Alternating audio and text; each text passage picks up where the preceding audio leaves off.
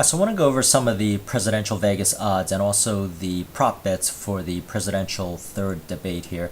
So you'll notice that Hillary Clinton increased her odds here of winning. She was a minus 500 prior to the second debate, and now she's a minus 600.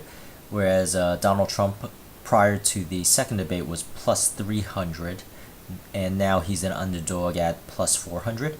And you'll notice if I go to the Nate Silver website, which tracks the likelihood of who's going to win the presidential election based on the electoral college votes. So you'll notice it takes 270 electoral college votes to win, and you'll notice Hillary Clinton, just by mapping out the electoral map, they project her having 345 electoral college votes. But also, if you look at the Real Clear Politics here, what you'll see is Hillary Clinton is near the 270 votes to win, whereas Donald Trump will need nearly all of the toss-up states to actually win the election, which is why Nate Silver here has Hillary Clinton at a 88.1% chance of winning. But going back to some of the odds here, you'll notice for the prop bets. So previously in the second debate, there were some prop bets of how many times would China be mentioned, or how many times would Russia be mentioned. So those prop bets aren't around for this time. So you'll notice this time around there's the question: how many times will WikiLeaks be said? How many times will Donald Trump say tremendous? How many times will Trump say make America great again? How many times would Trump say rigged or rigged? What color tie will Donald Trump's tie be? Last time his tie was red, so I imagine it's going to be red this time around. So that's the clear-cut favorite here. And Hillary Clinton actually had a blue jacket last time and a red jacket the first election.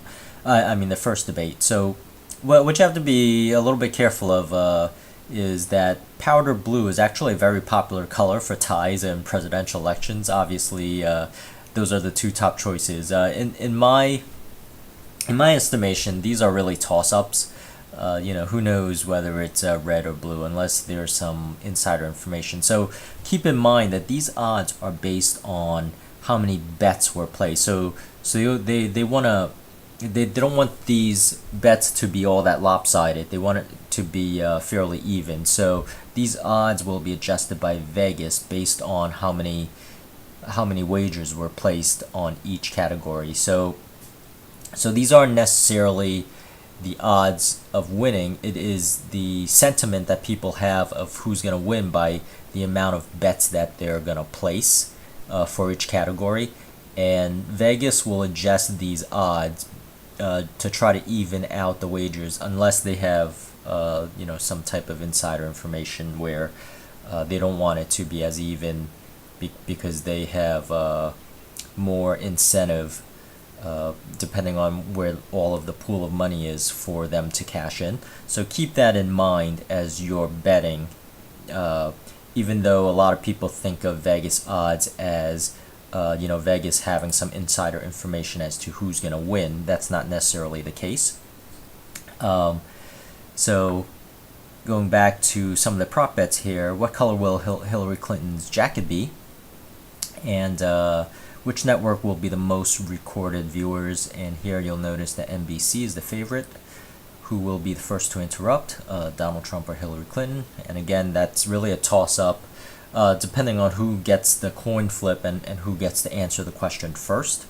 So that is more toss-up than you think here. So once again, as I mentioned, it is more, in this case, the odd setters setting it based on how many bets were placed on each pool versus what the actual likelihood is. So who will win the presidential debate drinking game? Once again, this here they do have it as a toss-up. Okay, will George Soros or Soros be mentioned? And will Donald Trump and Hillary Clinton shake hands?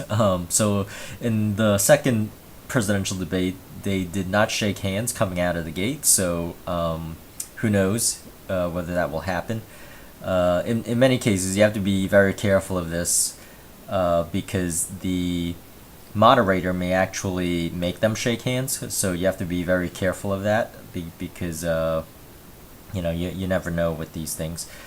So this one is, will the third presidential debate garner more viewers than the second? So I was actually wrong in my statistics of the second debate. So I thought the second debate would be less people than the first debate, and that's actually how I bet, and I won the bet. But it turns out the reason why I bet it that way was because I thought historically that was how it was, whereas it turned out not to be the case. So I have here a spreadsheet of all of the debates, and you'll notice if you actually count up these Nielsen ratings, so these are in the millions. So the first debate here was 84.3 million viewers, and the second debate was 63.6 million viewers. So I ended up having to win that wager there.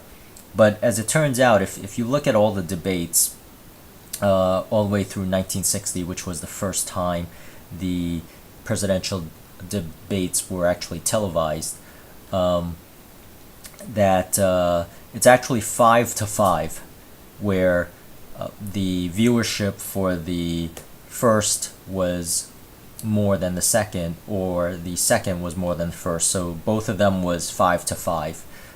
It wasn't an overwhelming, the first debate garners more viewers, and a lot of these are very close. So you'll see, these are just separating in a couple of million.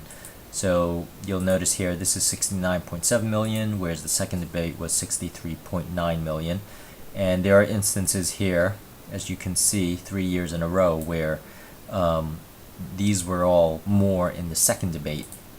And again, this is more in the second debate 4 years in a row. So it's not necessarily the case where the second one will have less viewers, and this is similarly, it's the same thing between the second and third debate.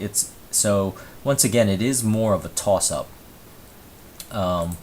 So that actually was not even though I ended up winning that, I should have done more research as to what the actual, though one of the premise that I went on was because the first debate was historic viewing, that there was less of a likelihood that the second one would overmatch that. But in any case, I do want to go back up here and talk about this presidential election, the main wager here, which is -600. So if I go back up here, the wagers that I placed, you'll notice it changed odds a couple of times. So on October 8th, when I placed my wagers, -500, but on October 10th, it was actually more favorable, knowing that Hillary more likely than not would be the winner. The odds actually went in my favor, and I put a couple of more dollars into this.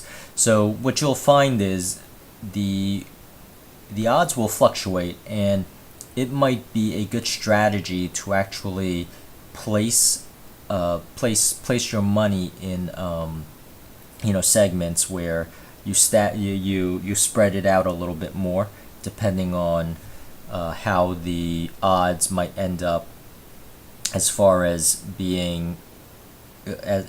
fluctuating. So you might want to place them at increments more than one lump sum at a time. And you'll notice now, further on down, it actually increased to -550, and now all the way to -600. So that's really all I wanted to show. I also wanted to record some of these wagers just for historical purposes, and have it recorded on film. just out of personal interest. So, all right, thank you for watching, and I hope this helped.